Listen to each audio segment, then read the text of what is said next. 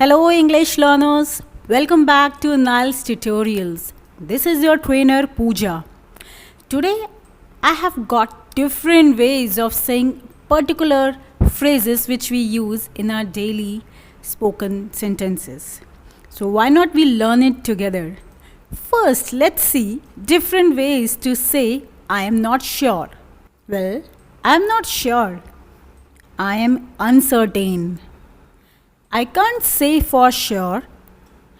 It's hard to tell. I have my doubts. I'm on the fence. I'm not confident about that. I'm a bit confused. I will have to check. I'm still thinking about it. Let me get back to you. So these were the different ways to say I am not sure. Let's see different ways to say got it. I understood. Oh, I see. Yeah, that makes sense. Copy that. Noted. I hear you. Okay, I'll do that. Right, I understand. All clear. Okay, I am on it. So these were the different ways to say got it. Now let's see different ways to say I don't know. I don't know.